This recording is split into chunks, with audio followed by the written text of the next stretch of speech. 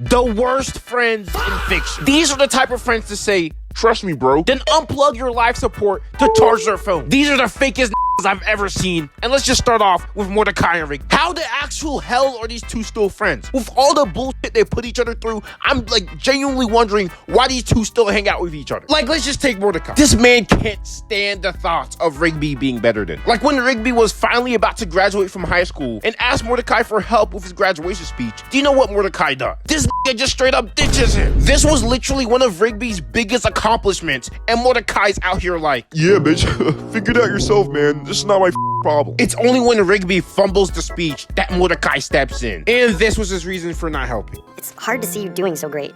I guess I always kind of liked that I was doing better than you before. What did he say? And don't even get me started on Mordecai simping. Like there's an episode where he gets Rigby to cover for him so he can hang out with CJ. CJ's here early. Hey, can you cover for me so we can go hang out? Sure, man. Cool. At first it's fine, but Mordecai just keeps doing it over and over again, leaving Rigby to do both of their jobs. Then when everyone dogs on Rigby for being lazy, Rigby looks to Mordecai to back him up, but Mordecai just throws him under the bus. So the whole time I've been covering for you and CJ? Well, I mean, it's the least you could do. What did he say? And that's still not as bad as the time he literally killed Rigby over Margaret. Okay, well, some of that was Rigby's fault too, but still.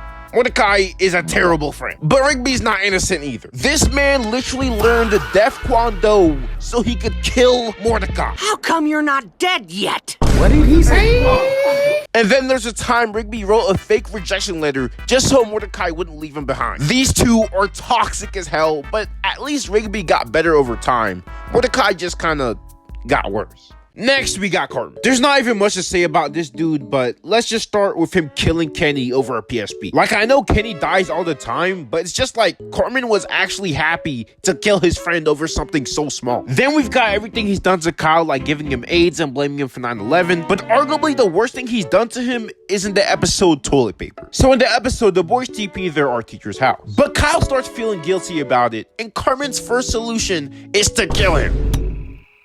Ow! What the hell are you doing, Cartman?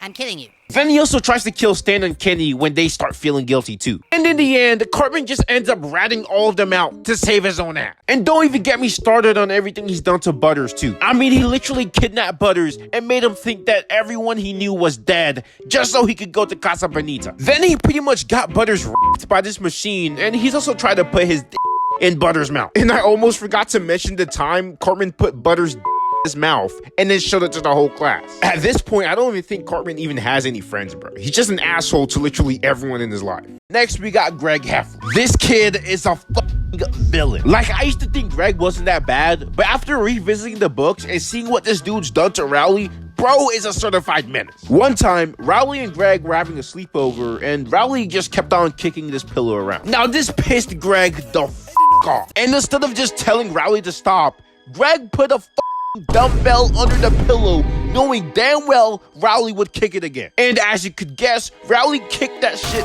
full force, breaking all his toes. This reminds me of the time Greg broke Rowley's arm, and when Rowley started getting bitches because of it, Greg really tried to take credit for it. And if you thought that was bad, it only gets worse in Rowley's book, where we see everything from his perspective. Like one time, they were playing in the woods, and Rowley ends up tripping on this rock, hurting his ankle. Then Greg tells him, Oh yeah, man, that was actually a grave, and we just disturbed an ancient burial ground. Then this just books it, leaving Rowley in the woods, scared and alone. Rowley stayed there the whole day until his parents finally found him. The book also shows how Greg manipulates Rowley and bullies him to the point of tears. The whole situation is just kind of sad, actually. Like, justice for Rowley, man. Next, we got Patrick. This dude might actually be SpongeBob's biggest hater. Like, there's this episode where Patrick gets his license before SpongeBob, and bro just spends the whole episode rage baiting him and rubbing it in his face. And there's that one episode where he goes, Hey, SpongeBob, can you pretend to be dumb for my parents? and when SpongeBob agrees, Patrick just turns on him and starts roasting his ass. And that's not all. He's gotten SpongeBob stuck in a ringer, stole his grandma, stole Gary, and even made SpongeBob his personal servant. If you're saying that Patrick doesn't know any better, I'm fully convinced that Patrick's doing all this shit on purpose, bro. Last, we got Dijonay from the Proud family. I hate this girl so much, bro. Like, she's supposed to be Penny's best friend, but the moment she sees someone cooler than Penny,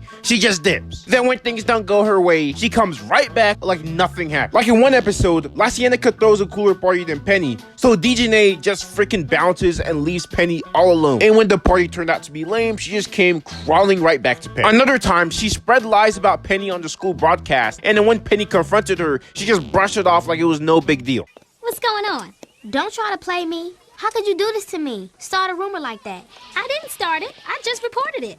I thought you'd be happy. Everybody knows your name now. What? Like, bitch, get your ugly ass, onion head ass out of here, bro. Like, nah, she pisses me off. Anyway, thank you so much for watching. Like, subscribe. Peace out.